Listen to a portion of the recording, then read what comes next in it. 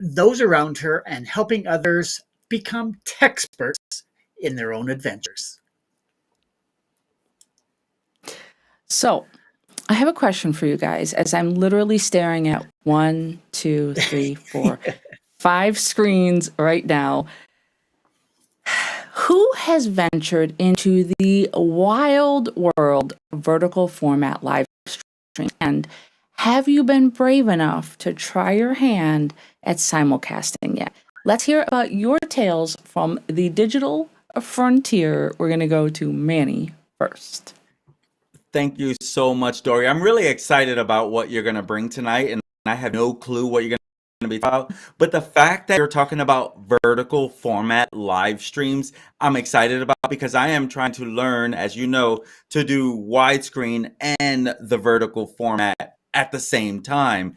So yes, I have dove into the world of vertical live streaming on Instagram as a test, and I've messed up each time because of I only had my format ready from widescreen, and once it goes over to Instagram, it's in vertical format. So yes, I have started, testing the waters, but I've not done anything that I can say I'm ready to run with. And so when it comes to simulcasting, now when you're saying that, does that mean like on multiple different platforms? Yeah, I do. That's what I thought it was.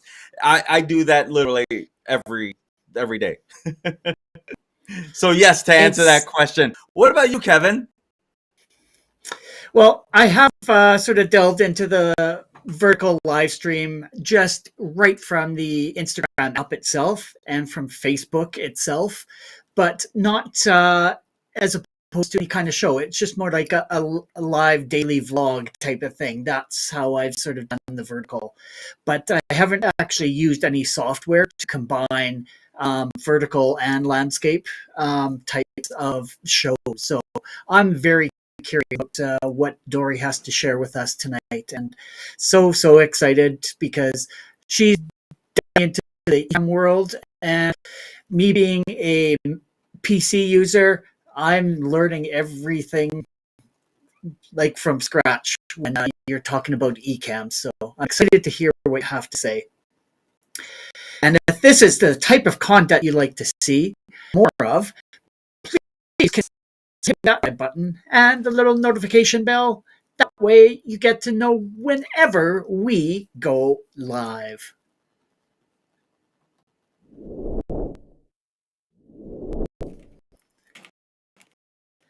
Okay. If you guys could even remotely see and what in front of me looks like right now in the stream deck and actually run our live stream, you might give me a little attaboy. Just throwing that out there. You might give me a little bit of attaboy.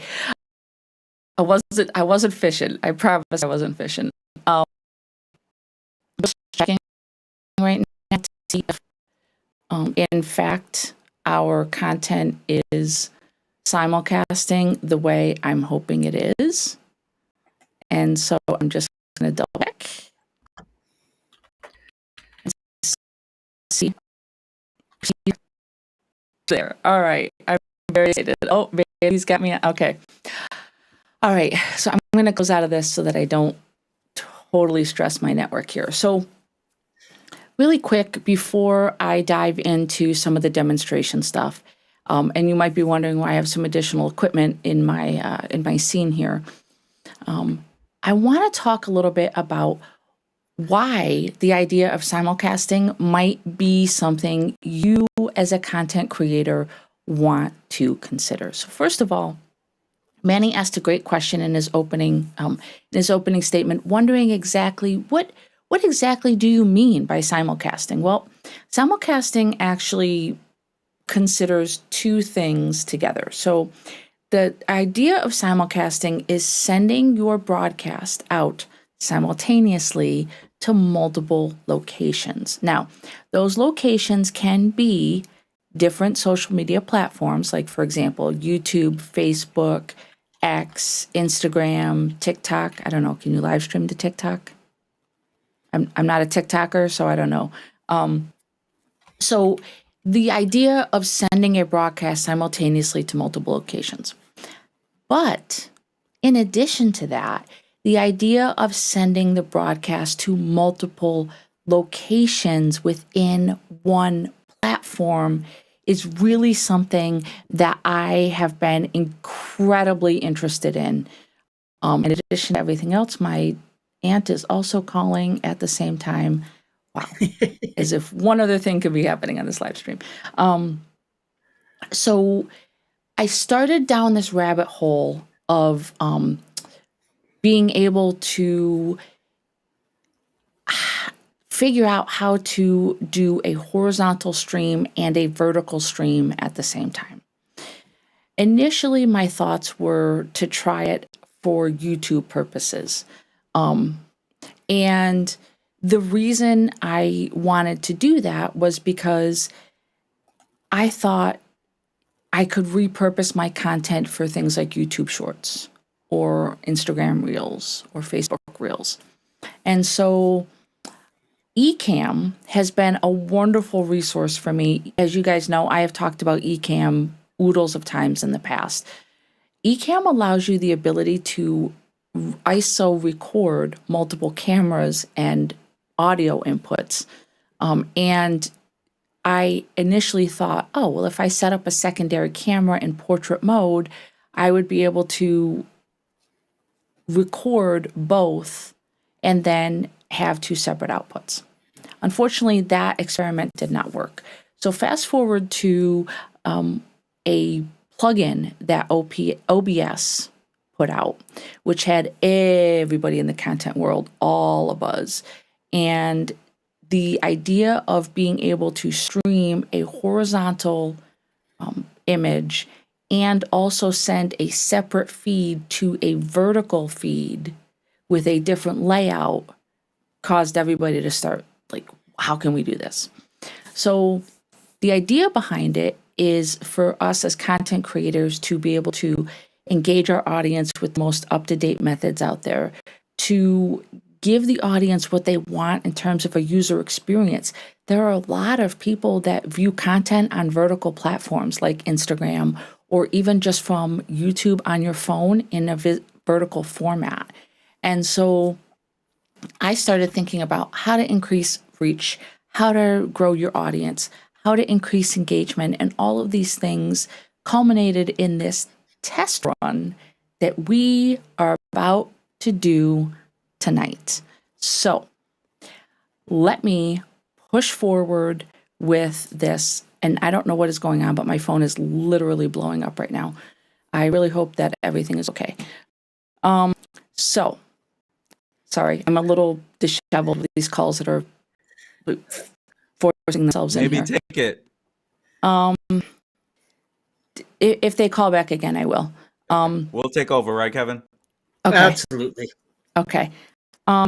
So let me go to a screen that has hopefully my head at the top and my MacBook Pro screen in a camera on the bottom.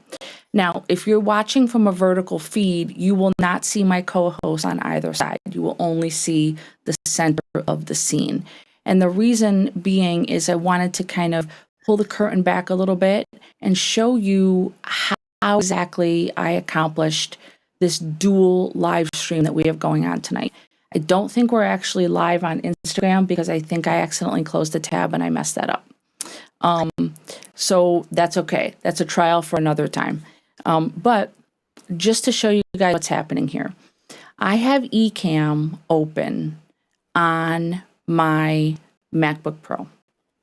And what I have done was I have gone into the camera settings in ECamm on the MacBook Pro, and I have selected my Mac Mini as the camera source.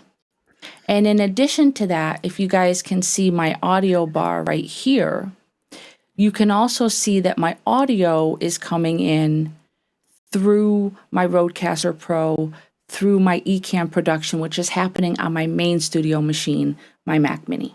Okay, my Mac Mini is the one that has my Sony camera hooked up, my teleprompter, all of the monitors and everything else hooked into it. And so what I had to do on the main, let me move this mouse out of the way and take this mouse instead.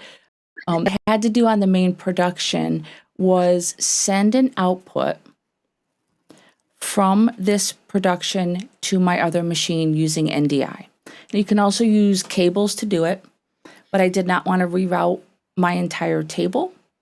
In the event that we will be able to do this from one machine, hopefully in the near future. So Ken and Glenn, the founders, co-founders, brothers of ECamm, have been working on figuring out a solution to this because, as we mentioned, OBS has a plugin that allows you to do this from one machine. vMix has the ability to send both a vertical and a horizontal stream out to multiple locations, all from the same machine. So it makes sense that ECamm will be the next to be able to do this, which just makes my heart a flutter. As it stands right now, for the Mac users out there that are using ECamm, this is the method that you have to do, unfortunately, which creates a little bit of a backlog, a little bit of a struggle. Number one, you currently have to have 2 machines to make this happen. Number 2, you have to be confident enough in your network and your wireless capabilities to trust that your streams are not going to glitch and the connection between your 2 computers is not going to break on you. And so with all that being said, I want to just take a minute to have you guys be able to see from the horizontal stream. If you take a look at my monitor down here in the lower portion, that is exactly what anyone watching on the vertical feed can see. They can see me as a floating head on the top, and then they can see the example of my MacBook screen on the bottom. And so for the purposes of a demonstration like this, that is ultimately what your audience will need to see as they're hearing you give the explanation. So I want to just focus on a couple things. Number 1, why go through this effort? Well, I already talked about audience and user experience. And so we as content creators have to make sure that we are taking into account the needs of those who spend their time with us. And for many, that means if they're on their phone, they have to turn us sideways. And that's not really very beneficial or ergonomic if you're just sitting and scrolling. Secondly, little hack here.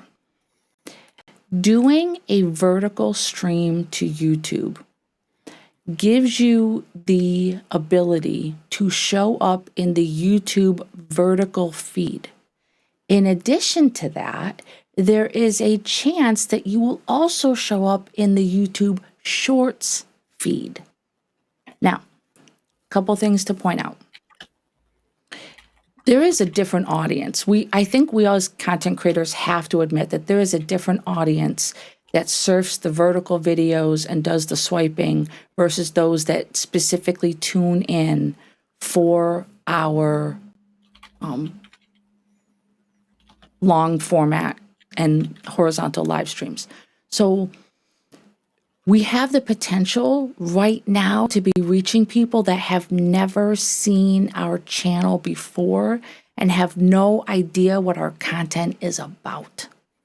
And I think that as a growing channel, as a content creator, I think it's really important that we are always striving to get our message to new people. The algorithm is a little bit different with the vertical feed and the shorts. Now, if someone comes across this video as they're scrolling through the shorts feed in particular, they're going to see something a little bit different. They're going to see just a snippet of this video. They're going to see a quick preview of it. And in addition to that, they're going to see the ability there will be a button on the screen that says Watch Live, which will then move them from the shorts feed to the live vertical feed on YouTube. They cannot engage with the stream from the shorts feed, but they can engage with it from the vertical feed. I know that sounds a little wonky and it might be a little bit confusing, but if you think about it in terms of, this is the analogy I came up with today. The shorts feed is like a commercial. And if you consider the shorts to be a commercial for your longer, more in-depth content, whether you're producing those shorts and pushing them out on a scheduled basis, or you're sending your vertical live stream there, the person who's looking at your short has the ability to decide if they want to dig deeper into your content, if they want to subscribe to your channel. And so for me, having a preview of a live show up in a shorts feed with the ability right there at their fingertips to push the button and bounce them over to join the live, I think that's an amazing way to incentivize people, to advertise your content, let people get to know you a little bit, dip their toes in the water, and then decide if they want to join you on your journey. And so for me, that was really the ultimate reason I wanted to do this test. First of all, a little bit of a, can I do this? A little bit of a personal challenge. Can I make this happen? But then on top of it, the doors and the possibilities that this can open are just absolutely, positively insane. And so for me, the exact method of doing it using ECamm currently, just a quick review for those that are wondering if they can accomplish this, you can. Caveat number one, you must have 2 computers, 2 Macs available that you have ECamm loaded on. Number 2, you have to have the ability to send the output via NDI from your main computer to your secondary source, which for me is my MacBook Pro. And then on the MacBook Pro, all I simply did was I changed the stream from wide 16:9, which is what you're seeing here, to tall 9:16, which is what you're seeing on my Mac in vertical format. The reason you cannot do both right now in ECamm is even if I had a camera off to the side that was turned and it was recording me in portrait mode, at the base level, the broadcast has to be determined in ECamm whether it is wide, tall, or square. So that is what the guys at ECamm, the master brains behind this amazing software, are working on right now. The ability to split and pick 2 different live stream formats and send a signal out to both at the exact same time. But for now, this is the workaround. And I have to say, I'm pretty excited to go back and check it out and see what it looks like and see what it sounds like from the vertical feed. So I just wanted to do a quick, we lost Manny. If you're on the vertical, you can't tell that. But if you're on the horizontal, you can tell we lost Manny there for a moment. But I just wanted to take a minute and just reiterate that as content creators, I think it's always important that we are pushing ourselves beyond what we believe we can do. A, for the betterment of ourselves, B, for the betterment of our content, and C, and absolutely the most important thing is the betterment of our audience. And so this was a personal test to see if I could do it and to show the audience that yes, we can grow, we can reach new people, even just by making some small tweaks to our live stream setup. So for me right now, what that means is having a Mac on my desk, having a secondary camera set up to grab this screen and being able to push the feed out. Next time I do this, I promise, also figure out how to send this puppy out to Instagram without accidentally closing the window. But hey, baby steps, baby steps, baby steps. And so what I'm going to do right now is I'm going to slide this over and I have to ask the gentlemen what they think of the look of it, what they think the implications are of this. And honestly, if you could see yourself implementing this in any way, shape, or form in your own live streaming journey. And so, with that, I think we should bounce it on over to Manny first. 100% I'm gonna be doing this. I love it, love it, love it, love it, love it. And you really made that look so simple. I gotta say I had the same hiccup with Instagram, so I actually know why you didn't go live. And so like it was when I first did it, I did that exact same thing. So I know exactly. I will definitely be utilizing this. I love you set up the middle. So it's like regardless of where you're watching the format at, with YouTube, if I'm correct right now, we have it in vertical format. We have 2 streams going simultaneously on YouTube. So our regular followers can see us. It's called The Future of Live Streaming, ECamm's Simulcasting. I changed the titles a little bit. Gotcha. So that we could differentiate between the. Please tell me that I see it now. I saw one on the vertical, but now I see. So you have that's phenomenal. Like you killed it, Dory. I don't know if you were just like, I know Manny wants this. I need to get this out there. You killed it. So I love it. Thank you so much, Kevin. What about you? Do you see yourself utilizing both of these? I know you go live all the time. Yes, absolutely. Wonderful. Sort of the mindset of why you're doing this. It's great because in our streams you can actually have view up top and do a demo at the bottom, which is great. And then if you want to get that information out specifically afterwards to reuse your content, boom, it's going to take a picture of the middle of your screen by default.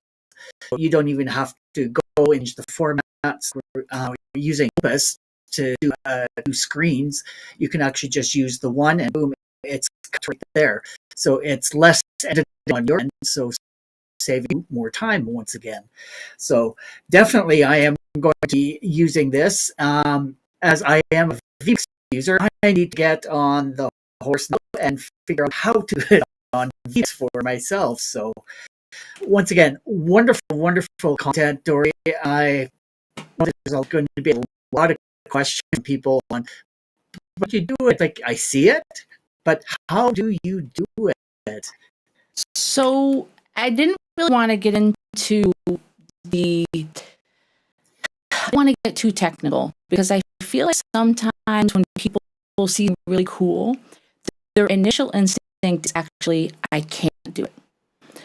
And so when they start seeing things like cables and things like that, they start to get a sense of overwhelm. Maybe that's the teacher in me where I kind of want to just dribble stuff in.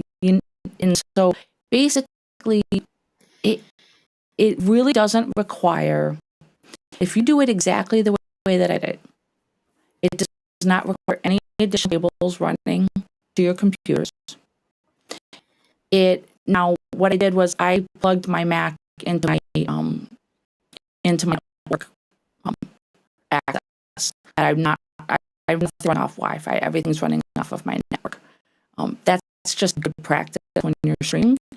Even when I only would use my MacBook Pro, I was still sure that I was connected to the Ethernet when I was streaming. So that was the additional cable that I added. That's it. And everything else was done behind the scenes from the design standpoint, developing this so that I could, stack on top of each other.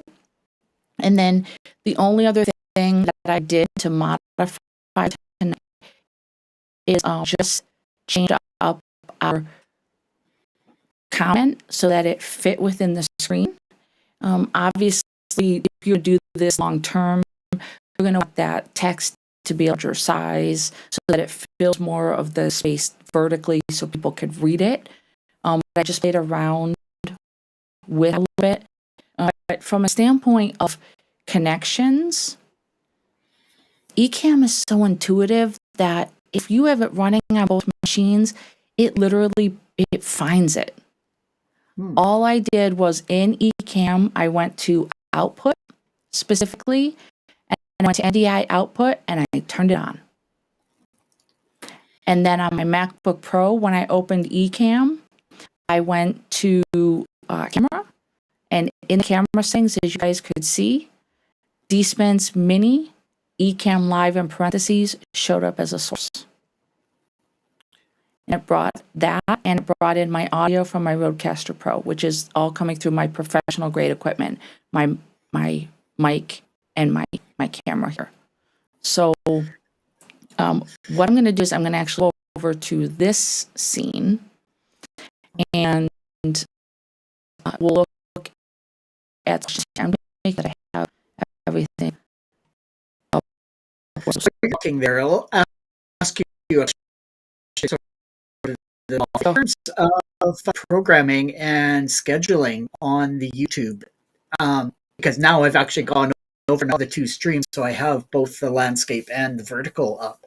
Okay. How does YouTube figure out it's a vertical versus a landscape, and how can you actually schedule two to go live at the same time? So basically, I'll address the first question. So I have no idea.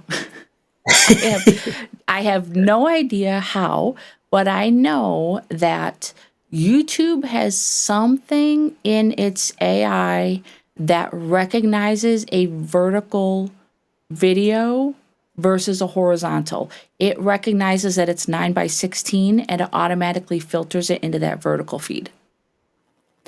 And because it's in the vertical feed, it's going to be previewed in the shorts feed. Okay. So it's something on the back end of their software that they recognize the type of video that's pulling in. I didn't have to tell YouTube that the secondary stream was a vertical stream. It just automatically recognized that. So essentially you just scheduled both of them as the same, but one was a vertical source and one was a horizontal source. Correct. Now, to answer your second question, what I did there was, I'm just scrolling down to check something. What I did there was I purposely created the streams with similar but not exact titles. And so for me, what I did was the secondary video that I scheduled from my MacBook Pro, I started with the word vertical. So that was a clue for me that was the vertical stream. But it's a very similar vibe to the title. So what I did was our normal stream, for those that don't know, we use Restream to schedule our weekly Sunday night streams. And each of us have a certain amount of channels that we push out to, and then we share the link. So I scheduled our normal horizontal widescreen in the same way that I do every other week via Restream. And then what I did was on my MacBook Pro, ECamm also gives you the ability to schedule streams to multiple locations and multiple platforms. And so what I did there was I scheduled a stream to start 2 minutes after our normal stream. And then I set it up to go to our C3 YouTube channel, and I had attempted to send it to Instagram next time. And then that is creating its own stream from this version of ECamm that's running on my MacBook, and it is sending that out to YouTube. So my main computer is streaming via the Restream connection. My MacBook Pro is streaming via the schedule that I did directly inside ECamm. Does that answer your question? Absolutely, it does. Thank you. Good. Does clarify it. And I did have another question as well that I never did type in there, is because you were saying to be very considerate of your network limitations as well. And I'm wondering, what is your, are you finding that your machines there are straining with your network connectivity at all? Not at all. Are they fighting for balance? I don't know if anybody there saw any glitches, but I have not seen any hiccups. I do notice that there is like maybe like a 1 second lag between the two streams. That's going to play into the audio. I'll be curious to see that on replay to make sure that my voice and mouth match up on the vertical one, because I never have any issues on the regular one with any kind of lag or anything like that. So I just want to take an opportunity really quick here and scroll down through the rest of the comments and see. Kevin, you make a really good point. I also want to test the new comment that I put in the vertical.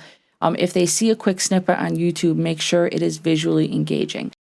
Absolutely 110%, which is why it is still recommended that you use some sort of overlays, some sort of visual enhancement, even if it's an animation or something like that, to draw the viewer's attention in. If you notice, my screens did not fill in all of it. You could still see a little bit of our background behind it, and I did that on purpose. And yep, you mentioned right now for ECamm, we absolutely have to have 2 computers running platform for this current setup to work. But I am very confident that in the future, we're not going to need 2 machines to make this happen with ECamm. And then baby steps, as long as they are moving forward.